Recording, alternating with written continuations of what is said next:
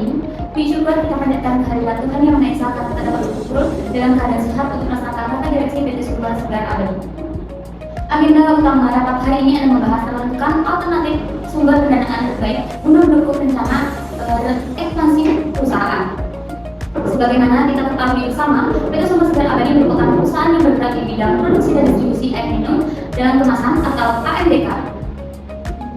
Sejak berdiri pada tahun 2015, di Bali perusahaan terus mengalami pertumbuhan yang cukup baik dari sisi volume penjualan maupun luas jaringan distribusi. Nah, produk kita adalah Segar, produk air mineral alami persembahan PT Sumber Segar Abadi yang dihadirkan untuk memenuhi kebutuhan hidrasi melalui 3 pilihan kemasan praktis, yaitu botol plastik 600 ml yang ergonomis untuk mobilitas tinggi, gelas plastik 330 ml yang ringkas untuk berbagai acara, serta galon 19 liter yang ekonomis untuk konsumsi keluarga maupun perkantoran. Diproses secara higienis dari sumber mata air pegunungan pilihan. Produk kita mempertahankan kandungan mineral baiknya untuk memberikan rasa kesegaran murni yang alami. Adapun visi dan misi perusahaan, yaitu dengan visi menjadi perusahaan air minum dalam kemasan terpercaya dan terdepan di Indonesia yang memberikan manfaat nyata bagi kesehatan masyarakat dan kelestarian lingkungan. Untuk mewujudkan visi tersebut, adapun misi perusahaan di mana perusahaan berkomitmen memproduksi air minum berkualitas tinggi sesuai standar SNI dan BPOM, memperluas jaringan distribusi ke berbagai wilayah di Indonesia, menjaga kelestarian sumber mata air secara berkelanjutan, serta memberikan nilai terbaik bagi seluruh pemangku kepentingan termasuk karyawan, mitra bisnis, pemegang saham, dan masyarakat sekitar. Selama 3 tahun terakhir, volume penjualan meningkat rata-rata sebesar 20% setiap tahun. Pertumbuhan sektor pariwisata, meningkatnya kesadaran masyarakat terhadap pentingnya konsumsi air minum yang higienis, serta bertambahnya jaringan distribusi menjadi faktor utama yang mendorong peningkatan permintaan produk perusahaan. Namun, permintaan tersebut juga menyebabkan kapasitas produk kita telah mencapai 88% dari kapasitas maksimum. Jadi, kondisi ini tentu perlu secara segera diantisipasi agar perusahaan tidak kehilangan peluang pasar di masa mendatang. Oleh karena itu, manajemen akan merencanakan program ekspansi melalui pembangunan fasilitas produksi baru, pemberian mesin berkapasitas lebih besar, penambahan armada distribusi, serta perluas gedung penyimpanan. Sebelum kita mengambil keputusan mengenai sumber pendanaan yang akan dipilih, saya persilakan Direktur Keuangan untuk menyampaikan kondisi keuangan perusahaan serta kebutuhan investasi yang diperlukan.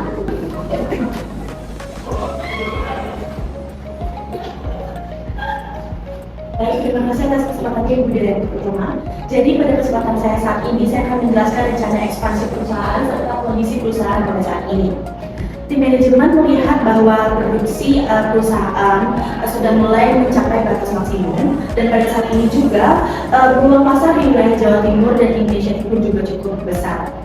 Karena itu, perusahaan berencana untuk melakukan ekspansi untuk meningkatkan kapasitas produksi dan memperluas pasar.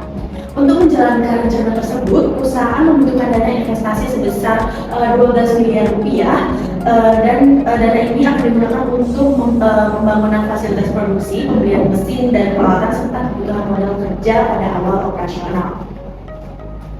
Saat ini kondisi keuangan perusahaan cukup baik, di mana perusahaan memiliki EBIT sebelum ekspansi sebesar 4 miliar rupiah per tahunnya dengan bunga beban bunga pinjaman saat ini ditanggung oleh perusahaan sebesar 400 juta rupiah per tahun. Jumlah saham yang beredar sebanyak 5 juta lembar atau 50.000 lot, dan tarif pajak perusahaan sebesar 22%. Dan dari hasil pembahasan dengan pihak bank, perusahaan memiliki kesempatan untuk memperoleh pinjaman dengan bunga sekitar 11% per tahunnya. Kami juga sudah menyiapkan 3 prediksi kondisi perusahaan setelah ekspansi, di mana pada kondisi pesimis, EBIT perusahaan itu akan diperkirakan mencapai di angka 5 miliar rupiah. Pada kondisi skenario moderat, EBIT diperkirakan mencapai angka 6 miliar 400 juta rupiah, dan pada kondisi optimis akan mencapai di angka 8 miliar 400 juta rupiah. Proyeksi ini kami gunakan untuk melihat dampak dari setiap alternatif pendanaan terhadap keuntungan dan risiko perusahaan. Baik, terima kasih atas penjelasan yang sangat jelas. Selanjutnya mohon dijelaskan alternatif pendanaan yang dapat diikuti perusahaan serta konsekuensi dari masing-masing alternatif. Baik, terima kasih atas kesempatannya. Jadi di sini saya izin melanjutkan untuk menjelaskan 3 alternatif pendanaan yang telah dianalisis oleh tim keuangan. Di sini ada alternatif pendanaan pertama, yaitu menggunakan 100% pendanaan melalui utang bank. Perusahaan akan melakukan pinjaman kepada bank sebesar 12 miliar rupiah dengan bunga 11% per tahun. Maka diperkirakan perusahaan akan menanggung tambahan beban bunga sebesar 1 miliar 320 juta per tahunnya. Jika kita gabungkan dengan bunga yang sudah ada sebesar 400 juta, maka total beban bunga perusahaan akan menjadi sebesar 1 miliar 720 juta per tahun.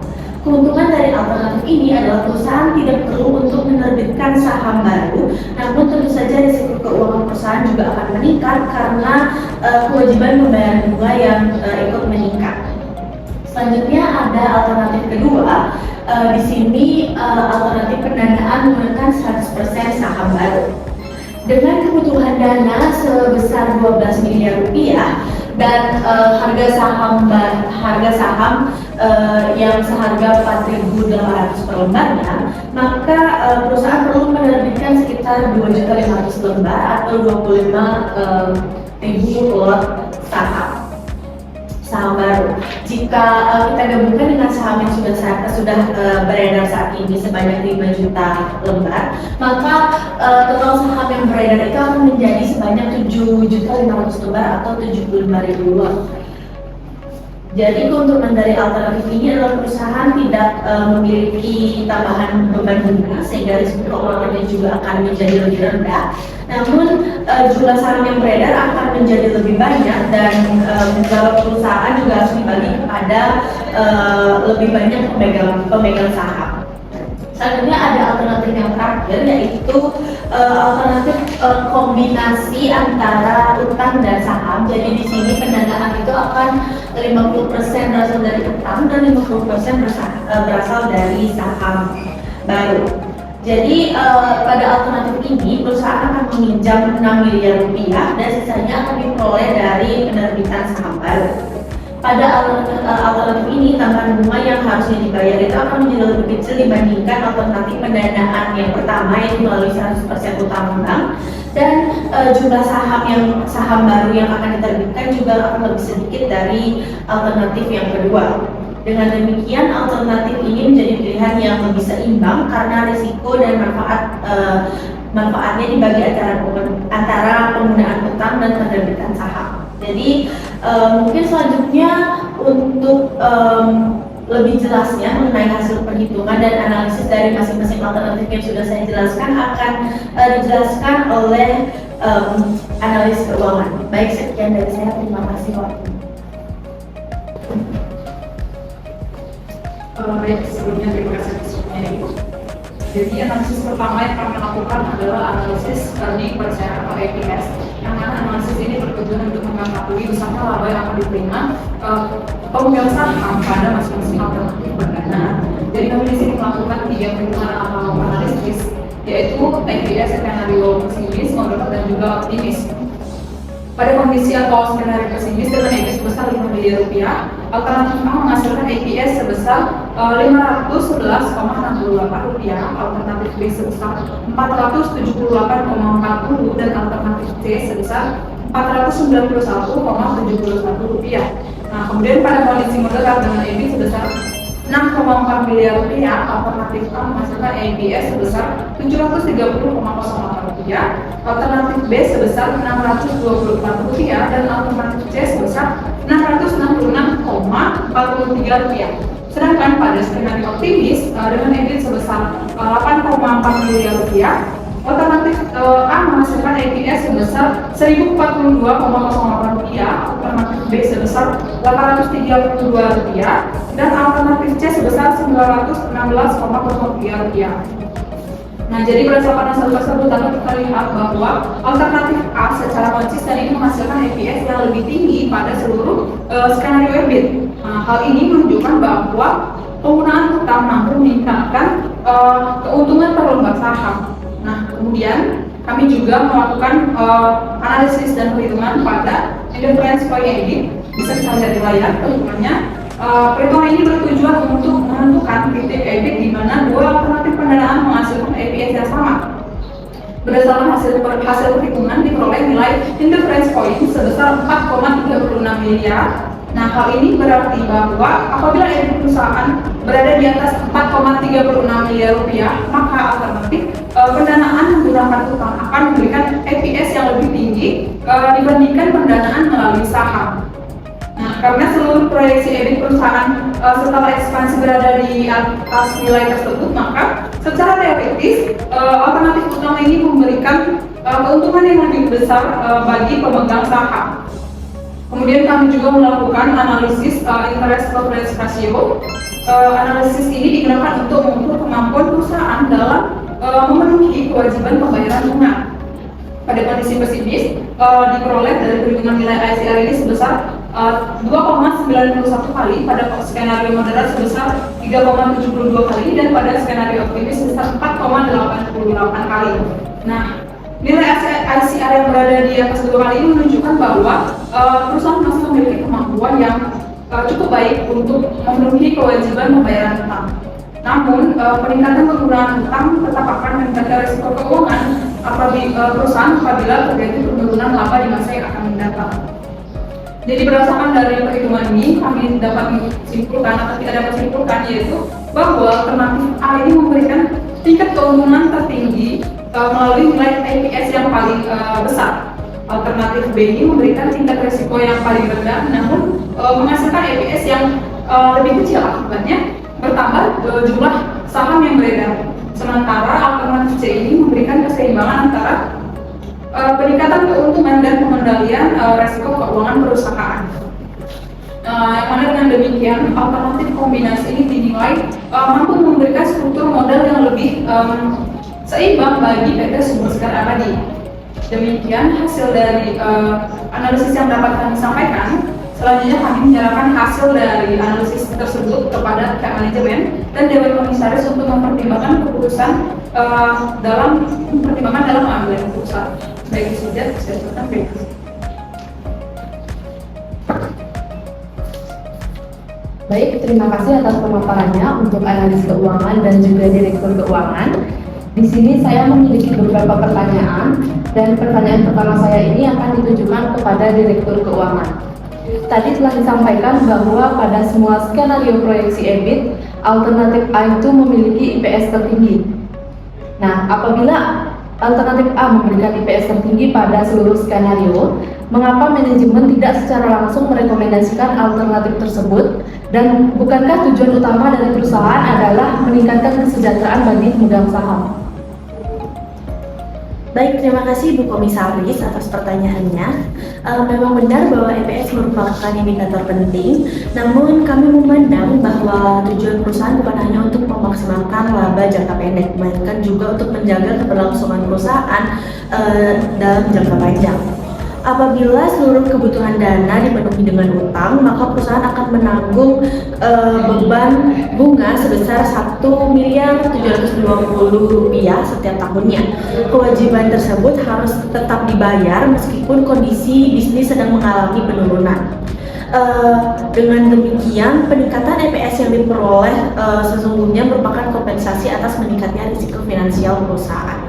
Karena itu, kami memandang bahwa keputusan pendanaan perlu mempertimbangkan keseimbangan antara return dan risiko. Baik, sekian jawaban yang bisa saya sampaikan. Terima kasih. Baik, terima kasih atas jawabannya. Di sini pertanyaan kedua saya akan saya tujukan untuk analis keuangan.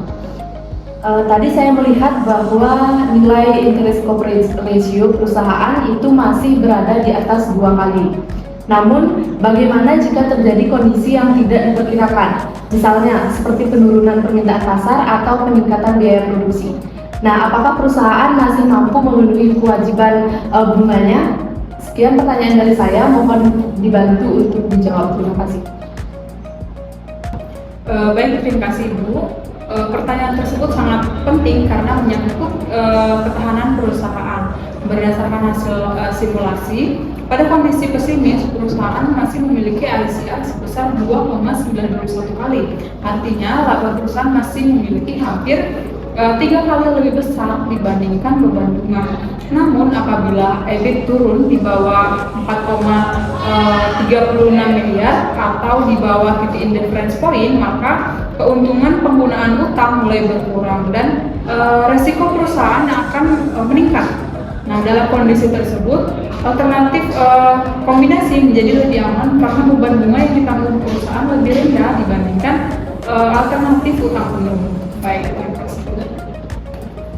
Baik, saya juga ingin mengetahui dampak keputusan ini terhadap pemegang saham lama.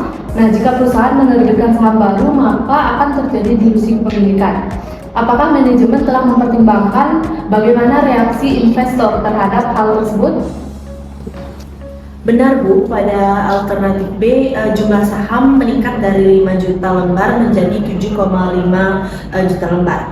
Hal tersebut menyebabkan laba perusahaan harus dibagikan kepada jumlah saham yang lebih besar sehingga EPS menurun. Selain itu, pemegang saham lama juga bisa mengalami penurunan persentase kepemilikan. Karena itu, alternatif penerbitan saham penuh ini kurang kami rekomendasikan. Alternatif kombinasi dipilih karena jumlah saham baru yang diterbitkan lebih sedikit sehingga dilusi kepemilikan dapat diminimalkan. Terima kasih. Baik, terima kasih atas tanggapannya. Di sini saya ingin menanyakan satu hal lagi. Jika perusahaan memilih alternatif kombinasi, apakah perusahaan masih memiliki kapasitas untuk memperoleh pinjaman di masa yang akan datang apabila ekspansi berikutnya itu diperlukan? Iya Bu, salah satu pertimbangan kami memilih alternatif kombinasi itu karena dapat menjaga fleksibilitas keuangan perusahaan. Apabila perusahaan menggunakan utang secara penuh pada saat ini, maka rasio leverage perusahaan akan meningkat cukup signifikan. Hal ini dapat membatasi kemampuan perusahaan untuk memperoleh pinjaman baru di masa depan. Dengan alternatif kombinasi, struktur modal perusahaan tetap sehat sehingga perusahaan masih memiliki ruang untuk memperoleh pendanaan tambahan apabila diperlukan. Baik, terima kasih atas jawabannya. Di sini saya ingin mengajukan pertanyaan terakhir. Saya sebagai pihak yang mewakili kepentingan pemegang saham, saya ingin memastikan bahwa keputusan yang diambil hari ini tidak hanya memberikan keuntungan finansial, tetapi juga mampu menjaga nilai perusahaan dalam jangka panjang. Jika kita melihat bahwa alternatif A itu memberikan return yang tertinggi dan alternatif B itu memberikan risiko terendah, sedangkan alternatif C itu berada di tengah-tengah. Nah, di sini saya ingin menanyakan, apa dasar utama manajemen sehingga alternatif C dianggap sebagai keputusan yang paling optimal? Terima kasih. Baik, izinkan saya menjawab pertanyaan tersebut, Ibu. Menurut kami, keputusan struktur modal yang optimal adalah keputusan yang mampu menyeimbangkan 3 aspek utama. Yang pertama itu ada peningkatan keuntungan pemegang saham. Kedua itu ada kemampuan perusahaan dalam memenuhi kewajiban keuangan, dan yang ketiga itu fleksibilitas perusahaan dalam menghadapi ketidakpastian di masa yang depan. Nah, alternatif A ini lebih unggul dari sisi keuntungan namun memiliki resiko keuangan yang tinggi. Nah, alternatif B ini unggul di sisi keamanan namun menurunkan tingkat keuntungan pemegang saham. Nah, sedangkan alternatif C ini memberikan keseimbangan antara keduanya. Perusahaan tetap memperoleh manfaat penggunaan utang berupa tax shield, tetapi pada saat yang sama perusahaan juga menjaga resiko keuangan agar tetap kendali. Nah, dengan demikian alternatif C ini tidak hanya berorientasi pada keuntungan jangka pendek, melainkan juga menjaga keberlanjutan perusahaan. Baik, begitu Ibu. Baik, saya dapat memahami pertimbangan tersebut. Menurut saya, keputusan yang diambil memang seharusnya tidak hanya mempertimbangkan angka IPS semata, tetapi juga mempertimbangkan kemampuan perusahaan bertahan dalam berbagai kondisi ekonomi. Saya mengapresiasi juga analisis yang telah dilakukan oleh para pihak manajemen. Saya ucapkan terima kasih sekali lagi. Terima kasih Ibu Komisaris atas masukan dan pertanyaan yang sangat konstruktif. Apakah masih ada hal lain yang ingin ditanyakan atau didiskusikan? Baik, terima kasih Ibu. Saya rasa dari sisi saya sudah cukup.